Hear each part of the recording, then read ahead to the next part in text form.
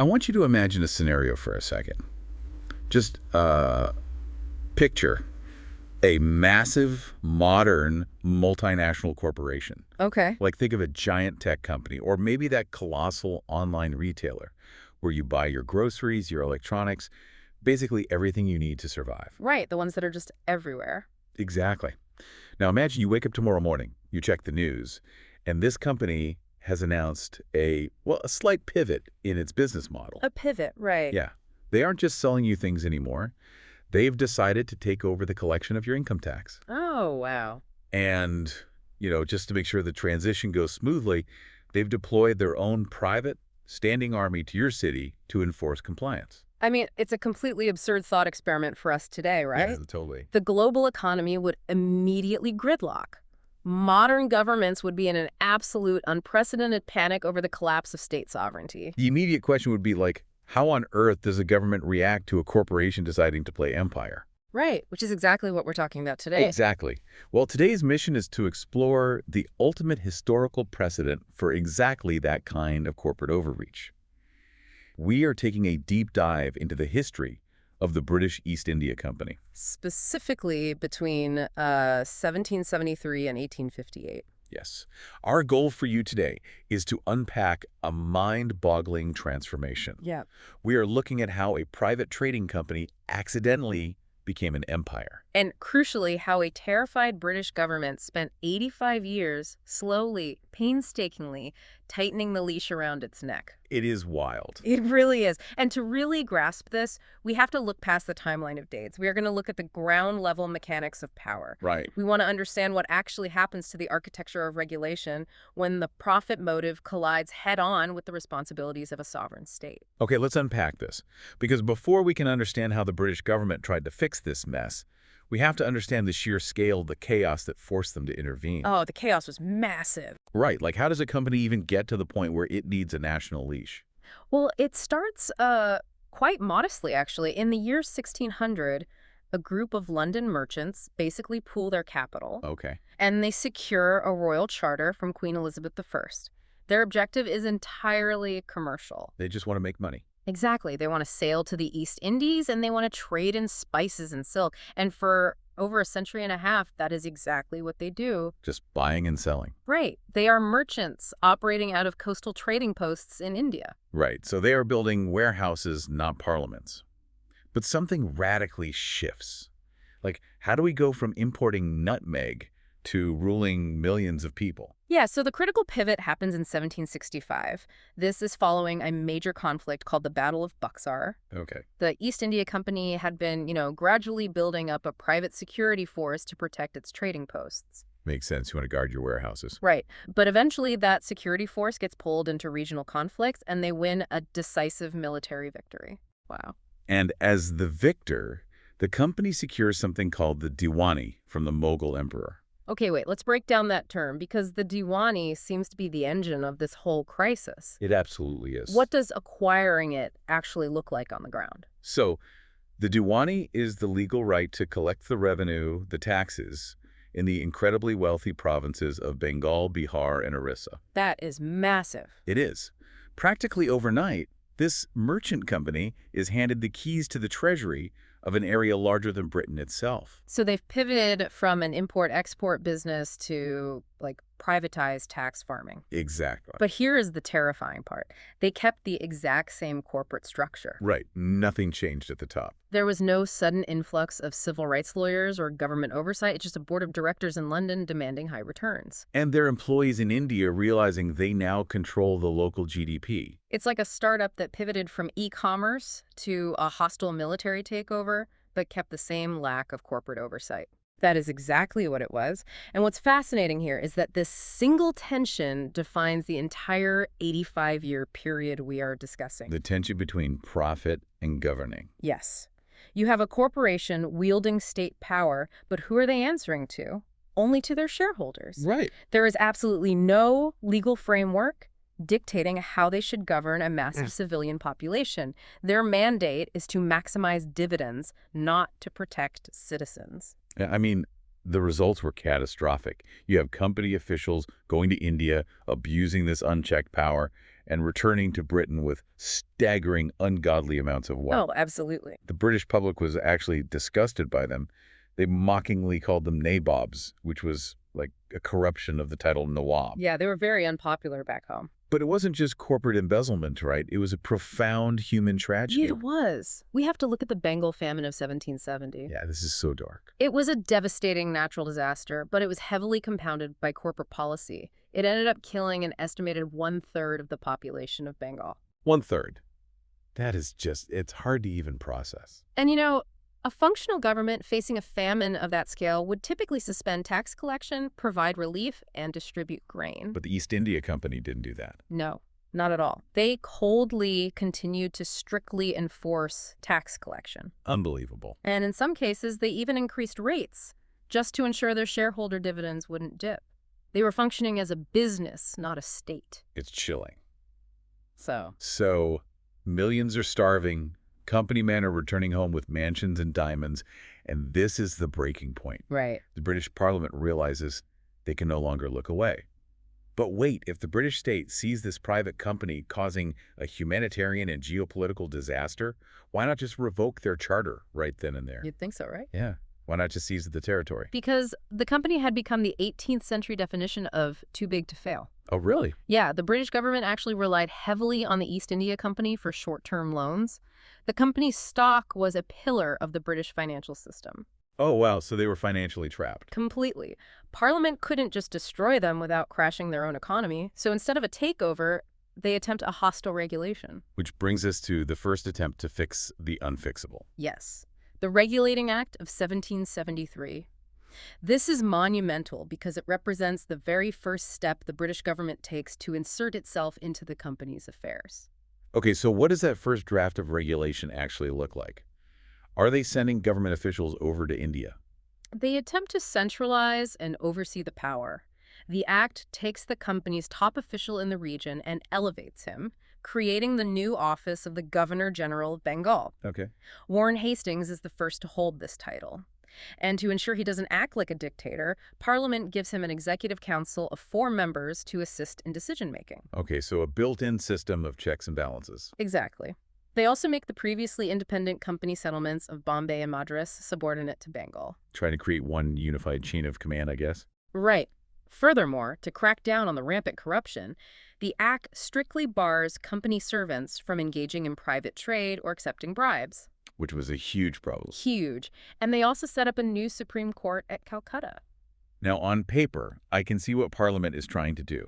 They're trying to staple a functioning government bureaucracy onto a private company. Yeah, staple is a good word for it. But digging into the mechanics of this, Mm-hmm. the 1773 Act seems like a complete disaster. Oh, it was a profound failure on its own terms. Let's look at that executive council you mentioned. The Governor General did not have veto power. Oh, really? Yeah, so if 3 of his 4 council members disagreed with him, he was overruled. So they essentially gave him a corporate board that could just vote him out of his own policies. Basically, You're yeah. trying to govern a massive, volatile territory, and your executive is paralyzed by office politics. Precisely. And then there was the new Supreme Court. The law left the court's jurisdiction incredibly vague. Vague how? Well, almost immediately, the British judges of the Supreme Court began clashing violently with the company's administration. Like, if a company tax collector commits a crime, who tries him? Oh, I see. Is it the company or the Crown's new court? The legislation didn't clearly say. It's a jurisdictional nightmare. You have a paralyzed executive, a rogue court, and a company still trying to turn a profit. Yeah, it was a mess. So Parliament realizes they need version 2.0. They need to structurally separate the profit motive from the governance. Which leads to Pitt's India Act in 1784. This was spearheaded by Prime Minister William Pitt the Younger. Right. Parliament finally recognized the fundamental flaw. You cannot have the same people managing the buying of silk and the deploying of armies. The 2 functions had to be separated. Here's where it gets really interesting, because their solution is this fascinating system of double government or dual control. Right. Functionally, how did that actually work? Under dual control, the company's commercial functions, so the shipping, the warehouses, the buying and selling of goods, those were left entirely with the company's court of directors. Okay. But every single political, civil, and military function was stripped from them. Just totally taken away. Yep. and placed under a newly created body called the Board of Control. This board sat in London and was directly appointed by the British state. I'm trying to picture the sheer awkwardness of this arrangement. It's like a massive public-private partnership where the government regulator holds total veto power over the geopolitical strategy. Right. But the corporate CEO is still running the ground operations and paying the staff. You have two completely different bosses trying to steer the exact same ship. It was incredibly cumbersome, especially with an 18th century communication delay where a letter took 6 months to reach India. Oh, man. But historically, this is the massive shift. Pitt's Act introduced two major precedents. First, it legally referred to the company's territories as the British possessions in India. The mask slips. They aren't corporate assets anymore. They are explicitly property of the crown. Exactly. And second, the British government officially had its hands firmly on the steering wheel of civil and military administration. The company was still in the vehicle, but they were no longer choosing the destination. That's a perfect way to put it. This sets up a fascinating dynamic. Once this dual control is established, Parliament doesn't just walk away. No, they don't. They institute what are essentially 20-year performance reviews. Every 2 decades, the East India Company's royal charter expires and has to be officially renewed by the government. And this is where we see the leash methodically tighten. Parliament uses every single one of these 20-year checkups to systematically dismantle the company's original reason for existing. Right. So the first of these, the Charter Act of 1793, doesn't radically change the game, but it does force the Board of Control, the government regulators, to be paid out of the revenues collected in India rather than by British taxpayers. Yeah, shifting the financial burden. But the real earthquake hits during the next checkup, the Charter Act of 1813. The 1813 Act is a monumental shift in the timeline. Huge. To understand why, you have to understand that the East India Company was born in 1600 as a monopoly. Their entire business model relied on being the only British entity legally allowed to trade in the East.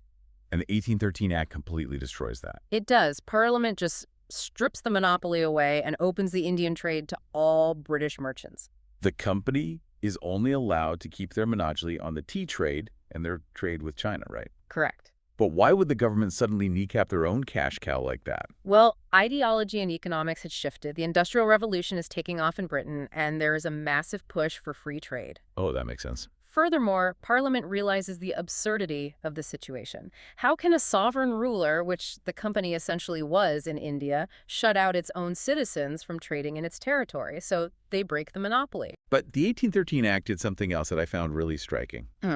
It legally forced the East India Company to set aside 1 lakh rupees, which is about 100,000 rupees every single year, specifically for the education of Indians. Yes, that was a huge addition. Now, I have to push back on this. Okay, go ahead. Was forcing a massive corporation to fund local education a genuine philanthropic awakening by the British state? Or was this just a calculated PR move? The PR angle. I mean, we see this today, right? Yeah. A company facing massive regulatory scrutiny suddenly launches a highly publicized, relatively cheap, charitable initiative to justify their continued profitable existence to critics back home. It's a very sharp parallel, actually. Historians certainly debate the underlying intent. Right. Was it a genuine moral imperative championed by reformers or a cynical justification for empire? But regardless of the intent behind it, the functional reality of that clause is what matters for our timeline. How so? Well, this raises an important question. Regarding the company's shifting identity, by legally requiring the company to fund public education, Parliament is fundamentally altering the corporate DNA. Right, because businesses buy inventory, governments build schools. Exactly. If they no longer hold a monopoly on trade and they are now legally mandated to administer social welfare programs, what is their actual purpose? They are forced into a new role. Yes. The 1813 Act forcefully accelerates their transition. The merchant is being hollowed out to make room for the administrator. Which brings us to the final phase of this incredibly slow transformation. The next 20-year checkup is the Charter Act of 1833. Yes. And if 1813 was the beginning of the end for the trading company, 1833 is the total annihilation of it. The Charter Act of 1833 is the ultimate centralizing mechanism in British India. Everything converges here. Okay, walk us through it. Let's look at the executive power. That office of the Governor-General of Bengal, it is elevated to the Governor-General of India. Lord William Bentinck is the first to hold it. And it's not just a fancy new title, right? They are stripping away the last remaining pockets of regional autonomy. Completely. The local governments of Bombay and Madras lose whatever legislative powers they still possessed. Wow. The Governor General of India now holds sole lawmaking authority for the entire territorial expanse. But the detail that absolutely fascinated me about the 1833 Act is what it did to the company's ledger books. Oh, yes. It ended the East India Company's commercial activities altogether, full stop. Yeah. The tea trade, the China trade, everything. They were legally forbidden from doing business. Think about the immense paradox of that. It's crazy. The merchants who set sail in 1600 to import spices are now legally barred from importing or exporting anything at all. Yeah. The East India Company is a corporation with no products, no inventory, and no trade routes.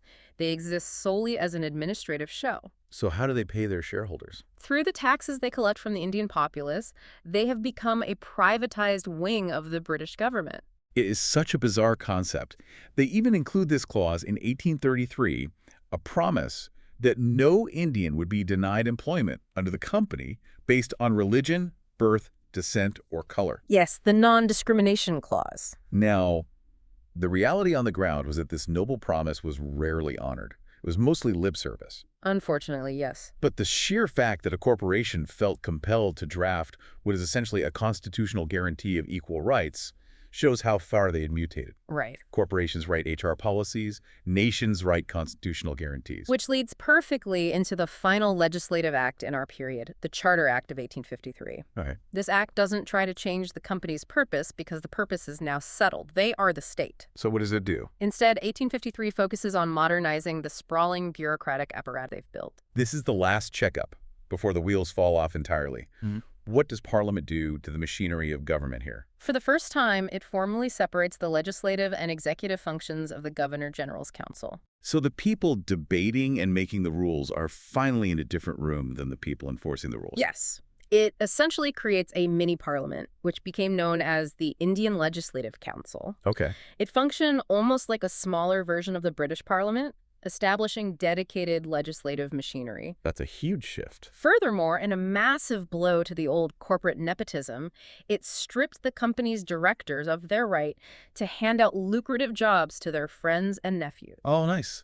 They introduced an open competition system for the civil service, right? Correct. The civil service was now to be filled through competitive examinations, theoretically open to everyone, including Indians. The administration was professionalizing.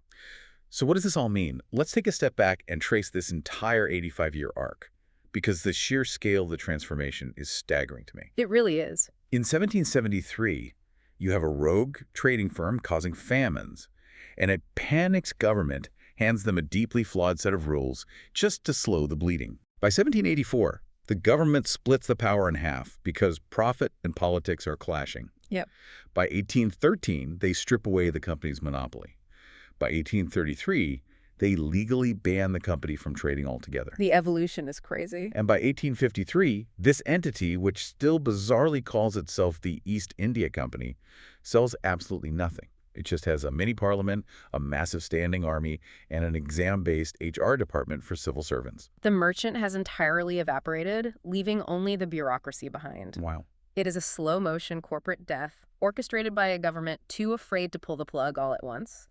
And the stage is perfectly set for the finale. Right, because it doesn't last forever. No. Just 4 years after that 1853 act, the Great Revolt of 1857 would sweep across the subcontinent. Yeah. That uprising would finally shatter the illusion of the company entirely, forcing the British crown to step out from behind the curtain and rule India directly. It really is a phenomenal 85-year case study.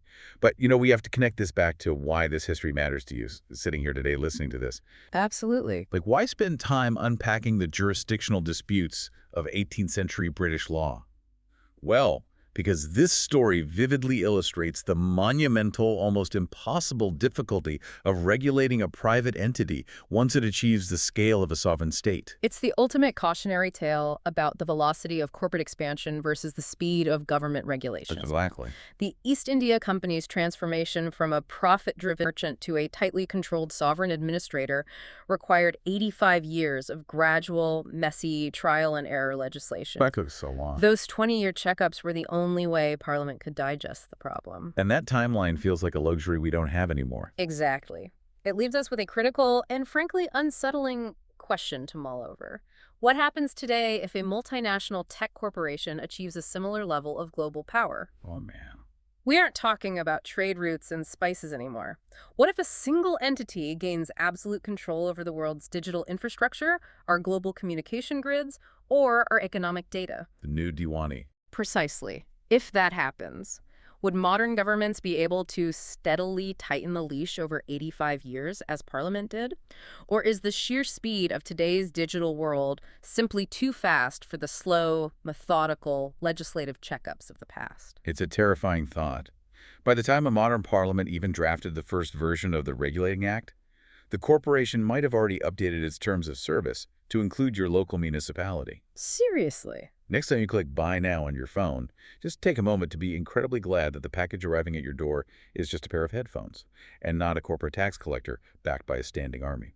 Imagine you've just survived, like a massive empire-shaking earthquake. Oh, wow. I mean, metaphorically speaking. It's 1857, and a huge revolt across India has just shattered the illusion that a mere merchant company, the East India Company, can govern an entire subcontinent. Right, it was a massive wake-up call. Exactly. So we're looking at a really fascinating stack of sources today. Historical texts, colonial legal documents, and structural analyses spanning from 1858 all the way to 1947. Yeah. And our mission as we dig through these texts is to answer one big question. Were the century of British legal reforms that followed acts of, colonial generosity, like slowly teaching a nation to govern itself? Or were they just desperate concessions wrung from a reluctant empire under intense pressure? Yeah, exactly. Okay, let's unpack this. Because when the dust settled from the 1857 revolt, the British Crown basically looked at the wreckage and realized they couldn't trust a trading company with an empire anymore. No, the era of the merchant ruler died overnight. The Crown had to step in and take direct administrative control. Right. So they start with the 1858 Act for the Good Government of India, which scraps the old system and creates the Viceroy. And the Secretary of State, yeah. Right, right. But what really catches my eye in these sources are the Indian Councils Acts of 1861 and 1892. They introduced this thing called the portfolio system. Yes. Now, reading between the lines, that means instead of ruling by a chaotic committee, Indian representatives were finally given specific departments to oversee, like finance or health. On paper, sure. But doesn't that show, a genuine attempt to bring Indians into the fold of modern governance? Well, if we connect this to the bigger picture, it's more like being invited to the company board meeting, but only being allowed to sit in the corner. Oh, so just a PR move. Exactly. It was incredibly calculated. The British realized the 1857 revolt happened largely because they were totally disconnected from Indian sentiment. Right. They needed Indians associated with the law to legitimize it, to essentially act as a buffer between the rulers and the ruled. Ah. So it's less welcome to the team and more, we need a human shield for our policies. Pretty much. I mean, they allowed Indians into budget discussions by 1892, but they carefully avoided giving up any actual veto power. They refused to even use the word election for the indirect appointments they made. Wow. But, human shields don't stop a growing freedom struggle. No, they don't. So here's where it gets really interesting. By 1909, token representation isn't cutting it, and we get the Morley-Minto reforms. We finally get an Indian on the Viceroy's Executive Council. That's Sinha. Right. But the sources highlight a really controversial move here, creating a separate electorate for Muslims. Now, playing devil's advocate for a second, couldn't you argue the British were just trying to protect a minority population in a massive, diverse country? Well, that was the official defense at the time. Yeah. But the historical texts we're looking at firmly synthesize on a much darker reality. By separating voters by religion, it essentially legalized and institutionalized communal division. It wasn't about protection. It was about preventing a unified Indian opposition. Divide and rule, written in legal ink. Exactly. Lord Minto literally earned the title Father of the Communal Electorate because this move planted the early seeds for the eventual partition. Man. And because that didn't stop the protests, the British were forced into even more structural gymnastics 10 years later with the 1919 Montagu-Chelmsford reforms. Yes, which introduces diarchy in the provinces, basically double rule. Right, and reading about it, it sounds like a confusing, unworkable mess. Oh, it was a total failure. It split provincial administration into two. You had transferred subjects like, education or health, run by Indian ministers. Okay. But the reserve subjects like police, justice, and land revenue were kept tightly under the British governor's control. Okay, so it sounds like giving an Indian minister the steering wheel to a car, but the British governor keeps the keys to the gas tank and the engine. That is the perfect way to visualize it. You give the Indian ministers responsibility for public welfare, but you deny them the actual power or funding to do anything meaningful. It was designed to fail. And that failure forces the massive overhaul in 1935, right? The Government of India Act. Yes, the longest act passed by the British Parliament at the time. Right, and it abolishes that unworkable diarchy in the provinces, finally granting them actual autonomy. But it also creates a federal court and the Reserve Bank of India. And it splits power into 3 lists: federal, provincial, and concurrent. Yeah. Now, reading this 1935 Act, it's stunning. It reads almost exactly like the architectural bones of modern India. It's wild that a colonial document essentially became the structural blueprint for a democratic constitution. What's fascinating here is why they had to do that. Right. You have a massive subcontinent violently demanding self-rule. To keep the whole thing from fracturing, the British needed a central financial referee, the RBI, and a legal referee, the federal court. The 3 lists clearly defined who could make laws about what, permanently ending the jurisdictional chaos of diarchy. Right, but it's crucial to realize, going back to our main mission today, that the British didn't hand over this autonomy out of generosity. Not at all. Every single structural change, from the 1861 councils to the 1935 autonomy, was a direct response to immense pressure. The Swadeshi movement, the non-cooperation movement. Precisely. The broader freedom struggle was forcing their hand at every turn. They were calculated retreats. Yeah. And that retreat ultimately hits the wall with the 1947 Independence Act, based on the Mountbatten Plan. Which created the sovereign dominions of India and Pakistan. Exactly. So this entire chain of legal reforms, from the Crown stepping in after 1858 all the way to midnight on August 15, 1947, it wasn't a curriculum designed to teach self-governance. No, it was a ladder built by the relentless pressure of the Indian people. Step by step, concession by concession, until the empire simply ran out of steps. That's exactly it. Which leaves you, our listener, with a pretty profound thought to mull over. Since the modern Indian constitution borrowed so heavily from that 1935 Government of India Act to structure its democracy, well, how much of the administrative DNA of a scrambling, reluctant colonial empire still quietly governs the daily lives of over 1 billion people today?